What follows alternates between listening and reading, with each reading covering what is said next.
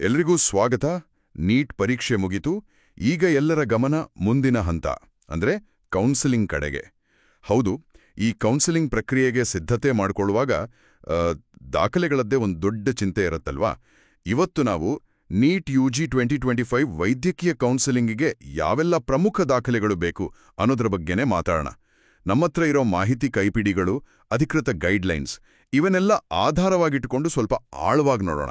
ನಮ್ಮ ಉದ್ದೇಶ ಇಷ್ಟೇ: ಕೌನ್ಸೆಲಿಂಗ್ಗೆ ಬೇಕಾದ ಎಲ್ಲಾ ಡಾಕ್ಯುಮೆಂಟ್ಸ್ ಬಗ್ಗೆ ಒಂದು ಸ್ಪಷ್ಟ ಚಿತ್ರಣ ಕೊಡೋದು, ಕೊನೆಗಳಿಗೆ ಟೆನ್ಷನ್ ತಪ್ಪಿಸೋದು. ಹಾಗಾದ್ರೆ ಶುರು ಮಾಡೋಣಲ್ವಾ? ಮೊದಲಿಗೆ ಪ್ರತಿಯೊಬ್ಬ ಅಭ್ಯರ್ಥಿಗೂ ಬೇಕೇ ಬೇಕಾದ ಅಂದ್ರೆ ಏಕ್ದಮ್ ಬೇಸಿಕ್ ಅಂತಾರಲ್ಲ, ಆ ದಾಖಲೆಗಳು ಯಾವುವು? ಖಂಡಿತ. ಮೊದಲನೇದಾಗಿ ಎಲ್ಲರಿಗೂ ಗೊತ್ತಿರೋ ಹಾಗೆ NTA ಬಂದಿರುವ ನೀಟ್ 2025 ಅಡ್ಮಿಟ್ ಕಾರ್ಡ್ ಅದು ಬೇಕೇ ಬೇಕು. ಅದರ ಜೊತೆಗೆ ನಿಮ್ಮ ಸ್ಕೋರ್ ಕಾರ್ಡ್ ಅಥವಾ ಶ್ರೇಣಿ ಪತ್ರ ಅಂದ್ರೆ ರ್ಯಾಂಕ್ ಲೆಟರ್ ಅಂತೀವಲ್ಲ ಅದು. ಇವು ನಿಮ್ಮ ಪ್ರವೇಶದ ಮೂಲಾಧಾರ. ಸರಿ, ಅಡ್ಮಿಟ್ ಕಾರ್ಡ್, ರ್ಯಾಂಕ್ ಲೆಟರ್. ಹೌದು. ಆಮೇಲೆ ನಿಮ್ಮ 10ನೇ ಮತ್ತೆ 12ನೇ ತರಗತಿಯ ಮಾರ್ಕ್ಸ್ ಕಾರ್ಡ್ಸ್, ಆಮೇಲೆ ಪಾಸ್ ಸರ್ಟಿಫಿಕೇಟ್ಸ್, ಇವು ಬಹಳ ಮುಖ್ಯ. ವೆರಿಫಿಕೇಷನ್ಗೆ ಒರಿಜಿನಲ್ಸ್ ಬೇಕು, ಮತ್ತೆ ಅಪ್ಲೋಡ್ ಮಾಡೋಕೆ ಸ್ಕ್ಯಾನ್ ಮಾಡಿದ ಕಾಪಿಗಳು ಬೇಕಾಗುತ್ತೆ. ಓಕೆ, ಅಂದ್ರೆ ಅಂಕಪಟ್ಟಿಗಳು, ರ್ಯಾಂಕ್ ಲೆಟರ್ ಆಯ್ತು. ಈಗ ಗುರುತಿನ ಪುರಾವೆ ಮತ್ತೆ ವಯಸ್ಸಿನ ದೃಢೀಕರಣಕ್ಕೆ ಏನ್ಬೇಕು? ಹೌದು, ಅದು ಕೂಡ ತುಂಬಾ ಇಂಪಾರ್ಟೆಂಟ್. ನಿಮ್ಮ ಡೇಟ್ ಆಫ್ ಬರ್ತ್ ಕನ್ಫರ್ಮ್ ಮಾಡೋಕೆ ಬರ್ತ್ ಸರ್ಟಿಫಿಕೇಟ್ ಅಥವಾ 10ನೇ ಕ್ಲಾಸ್ ಸರ್ಟಿಫಿಕೇಟ್ ಇದ್ರೆ ಸಾಕು. ಜೊತೆಗೆ ಒಂದು valid government ID proof, Aadhaar card ಆಗಿರಬಹುದು, PAN card, passport, voter ID ಯಾ ಡ್ರೈವಿಂಗ್ ಲೈಸೆನ್ಸ್, ಯಾವುದಾದ್ರೂ ಒಂದು. ಇಲ್ಲಿ ಒಂದು ವಿಷಯ ಗಮನದಲ್ಲಿಡಿ: ನೀವು ಅಪ್ಲಿಕೇಶನ್ ಹಾಕುವಾಗ ಕೊಟ್ಟಿರೋ ಡೀಟೇಲ್ಸ್ ಇದೆಯಲ್ಲ, ಅದು ಈ ಡಾಕ್ಯುಮೆಂಟ್ಸ್ ಅಲ್ಲಿ ಇರೋದ್ರ ಜೊತೆ ಕರೆಕ್ಟಾಗಿ ಮ್ಯಾಚ್ ಆಗಬೇಕು. ಸ್ವಲ್ಪ ಮಿಸ್ ಮ್ಯಾಚ್ ಆದ್ರೂ ಪ್ರಾಬ್ಲಮ್ ಆಗೋ ಚಾನ್ಸ್ ಇರುತ್ತೆ. ಹೌದು, ಅದು ನಿಜಕ್ಕೂ ಮುಖ್ಯವಾದ ಅಂಶ.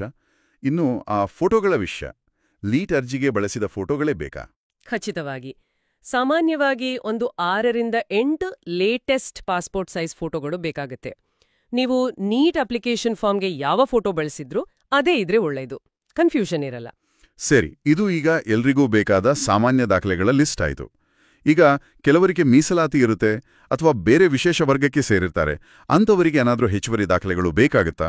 ಅದರ ಬಗ್ಗೆ ಸ್ವಲ್ಪ ಹೇಳ್ತೀರಾ? ಹೌದು, ಖಂಡಿತ ಬೇಕಾಗುತ್ತೆ.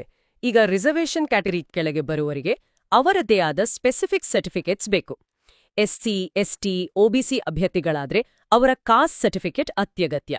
OBCಯವರಾದ್ರೆ ಆ ಸರ್ಟಿಫಿಕೇಟ್ನಲ್ಲಿ ನಾನ್ ಕ್ರೀಮಿ ಲೇಯರ್ ಅಂತ ಮೆನ್ಷನ್ ಆಗಿರಬೇಕು. ನಾನ್ ಕ್ರೀಮಿ ಲೇಯರ್ ಅಂದ್ರೆ ಅವರು ಮೀಸಲಾತಿಗೆ ಅರ್ಹರಾಗಿರುವ ಆದಾಯ ಮಿತಿಯ ಒಳಗೆ ಬರ್ತಾರೆ ಅಂತ ತೋರ್ಸೋಕೆ ಅದು ಸ್ಪಷ್ಟವಾಗಿರಬೇಕು.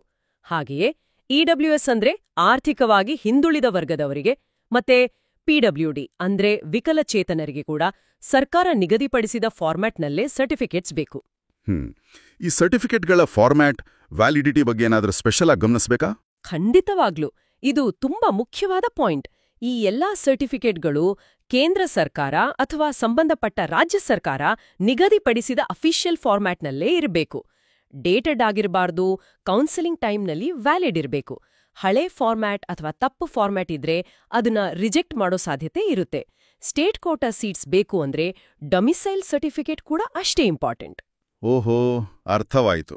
ಇವುಗಳ ಜೊತೆಗೆ ಇನ್ಯಾವ ದಾಖಲೆಗಳು ರೆಡಿ ಇಟ್ಕೋಬೇಕು? ಕೆಲವೊಮ್ಮೆ ಇವುಗಳ ಬಗ್ಗೆ ಅಷ್ಟು ಗಮನ ಹೋಗಿರಲ್ಲ. ಹೌದು, ಕೆಲವು ಡಾಕ್ಯುಮೆಂಟ್ಸ್ ಕೌನ್ಸೆಲಿಂಗ್ ಪ್ರಾಸೆಸ್ನ ಭಾಗವಾಗೇ ಬರುತ್ತೆ. ಉದಾಹರಣೆಗೆ, ನಿಮಗೆ ಪ್ರತಿ ರೌಂಡ್ ಕೌನ್ಸೆಲಿಂಗ್ ಆದ್ಮೇಲೆ ಸೀಟ್ ಅಲಾಟ್ ಆದ್ರೆ ಆ ಪ್ರೊವಿಷನಲ್ ಅಲಾಟ್ಮೆಂಟ್ ಲೆಟರ್ ಅಂತ ಬರುತ್ತೆ. ಅದನ್ನ ಡೌನ್ಲೋಡ್ ಮಾಡ್ಕೋಬೇಕು. ಅದು ಸೀಟ್ ಸಿಕ್ಕಿದ್ದಕ್ಕೆ ಪ್ರೂಫ್ ತರ ಅಲ್ವಾ? ಹೌದು, ಕರೆಕ್ಟ್. ಅದು ಸೀಟ್ ಸಿಕ್ಕಿದೆ ಅನ್ನೋದಕ್ಕೆ ಸಾಕ್ಷಿ. ಹಾಗೆ ಕೌನ್ಸೆಲಿಂಗ್ ರಿಜಿಸ್ಟ್ರೇಷನ್ ಫೀಸ್ ಕಟ್ಟಿದ ರಶೀದಿ ಕೂಡ ಸೇಫ್ ಆಗಿಟ್ಕೊಳ್ಳಿ. ಸರಿ, ಈಗ ಶೈಕ್ಷಣಿಕ ವಿಚಾರಕ್ಕೆ ಬಂದ್ರೆ ಬೇರೆ ಯಾವ ಸರ್ಟಿಫಿಕೇಟ್ಸು? ಅಂದ್ರೆ ಸ್ಕೂಲ್ ಬದಲಾಯಿಸಿದ್ರೆ ಅಥವಾ ಸ್ಟಡೀಸ್ ಮಧ್ಯೆ ಗ್ಯಾಪ್ ಆಗಿದ್ರೆ? ಒಳ್ಳೆ ಪ್ರಶ್ನೆ ಕೇಳ್ರಿ. ನೀವು ಓದಿದ ಬೋರ್ಡ್ ಚೇಂಜ್ ಮಾಡಿದ್ರೆ ಅಥವಾ ಬೇರೆ ರಾಜ್ಯದಲ್ಲಿ ಅಪ್ಲೈ ಮಾಡ್ತಿದ್ರೆ ಮೈಗ್ರೇಷನ್ ಸರ್ಟಿಫಿಕೇಟ್ ಬೇಕಾಗುತ್ತೆ. ಇದಕ್ಕೆ ಮೊದಲೇ ಅಪ್ಲೈ ಮಾಡಿ ಇಟ್ಕೊಂಡ್ರೆ ಒಳ್ಳೇದು. ಕೆಲವು ಬೋರ್ಡ್ಗಳು ಇದನ್ನ ಕೊಡೋಕೆ ಸ್ವಲ್ಪ ಟೈಮ್ ತಗೋತವೆ. ಆಮೇಲೆ ನಿಮ್ಮ ಹಳೆ ಸ್ಕೂಲ್ನಿಂದ ಟ್ರಾನ್ಸ್ಫರ್ ಸರ್ಟಿಫಿಕೇಟ್, TC ಮತ್ತೆ ಕ್ಯಾರೆಕ್ಟರ್ ಸರ್ಟಿಫಿಕೇಟ್ ಸಹ ಬೇಕು. 12ನೇ ಕ್ಲಾಸ್ ಆದ್ಮೇಲೆ ಏನಾದ್ರೂ ಗ್ಯಾಪ್ ಆಗಿದ್ರೆ, ಅಂದ್ರೆ ಓದೋದು ನಿಲ್ಸಿ ಮತ್ತೆ ಶುರು ಮಾಡಿದ್ರೆ, ಕೆಲವೊಮ್ಮೆ ಗ್ಯಾಪ್ ಸರ್ಟಿಫಿಕೇಟ್ ಕೂಡ ಕೇಳ್ಬೋದು. ಅದಕ್ಕೆ ಒಂದು ಅಫಿಡವಿಟ್ ಮಾಡಿಸ್ಬೇಕಾಗತ್ತೆ. ಅಬ್ಬಾ, ಇಷ್ಟೊಂದು ಡಾಕ್ಯುಮೆಂಟ್ಸು ಲಿಸ್ಟ್ ಇದೆ. ಇದನ್ನೆಲ್ಲ ನೆನ್ಪಿಟ್ಕೊಂಡು ಕರೆಕ್ಟ್ ಟೈಮ್ಗೆ ರೆಡಿ ಮಾಡ್ಕೊಳ್ಳೋದು ಸ್ವಲ್ಪ ಸವಾಲಿನ ಕೆಲಸನೇ. ಸರಿ, ಇವುಗಳನ್ನ ಒಂದು ಆರ್ಡರ್ನಲ್ಲಿ ಇಟ್ಕೊಳ್ಳೋಕೆ ಏನಾದ್ರೂ ಟಿಪ್ಸ್ ಇದೆಯಾ? ಖಂಡಿತ ಇದೆ. ಫಸ್ಟ್ ಕೆಲ್ಸ, ಎಲ್ಲ ಒರಿಜಿನಲ್ ಡಾಕ್ಯುಮೆಂಟ್ಸ್ ಮತ್ತೆ ಅದರದ್ದು ಒಂದೆರಡು ಸೆಟ್ ಜೆರಾಕ್ಸ್ ಕಾಪಿಗಳನ್ನ ಒಂದು ಒಳ್ಳೆ ಫೈಲ್ನಲ್ಲಿ ಹಾಕಿಡಿ. ಬೇಕಿದ್ರೆ ಪ್ಲಾಸ್ಟಿಕ್ ಸ್ಲೀವ್ಸ್ ಬಳಸಿ ಪ್ರತಿ ಸೆಕ್ಷನ್ಗೂ ಒಂದು ಲೇಬಲ್ ಹಾಕಿ. ಉದಾಹರಣೆಗೆ admit card, score card, 10th 12th certificates ಅಂತ. ಆಗ ಹುಡುಕೋದು ಸುಲಭ. ಒಂದು ಚೆಕ್ ಲಿಸ್ಟ್ ಮಾಡ್ಕೊಂಡ್ರೆ? ಅದ್ಭುತ ಐಡಿಯಾ. ಒಂದು ಚೆಕ್ ಲಿಸ್ಟ್ ಮಾಡ್ಕೊಂಡು ಮನೆಯಿಂದ ಹೊರಡೋ ಮುಂಚೆ ಎಲ್ಲ ಇದೆಯಾ ಅಂತ ಟಿಕ್ ಮಾಡ್ಕೊಳ್ಳೋದು ಬೆಸ್ಟ್. ಇತ್ತೀಚೆಗೆ ಎಲ್ಲ ಡಿಜಿಟಲ್ ಅಲ್ವಾ, ಸ್ಕ್ಯಾನ್ ಮಾಡಿ ಇಟ್ಕೊಳ್ಳೋದು ಹೆಲ್ಪ್ ಆಗುತ್ತಾ? ಖಂಡಿತವಾಗಿಯೂ. ಎಲ್ಲಾ ಇಂಪಾರ್ಟೆಂಟ್ ಡಾಕ್ಯುಮೆಂಟ್ಸ್ನ ಸ್ಕ್ಯಾನ್ ಮಾಡಿ PDF ಅಥವಾ JPG ಫಾರ್ಮ್ಯಾಟ್ನಲ್ಲಿ ಒಂದು ಪೆನ್ ಡ್ರೈವ್ನಲ್ಲಿ ಅಥವಾ ಗೂಗಲ್ ಡ್ರೈವ್, ಡ್ರಾಪ್ ಬಾಕ್ಸ್ ತರಹದ ಕ್ಲೌಡ್ ಸ್ಟೋರೇಜ್ನಲ್ಲಿ ಸೇವ್ ಮಾಡಿಟ್ಕೊಳ್ಳೋದು ತುಂಬಾ ಸೇಫ್. ಏನಾದ್ರೂ ಎಮರ್ಜೆನ್ಸಿ ಇದ್ರೆ ಯೂಸ್ ಆಗುತ್ತೆ. ಅತಿ ಮುಖ್ಯವಾಗಿ ಅಧಿಕೃತ ವೆಬ್ಸೈಟ್ಗಳನ್ನ ನೋಡ್ತಾ ಇರಿ.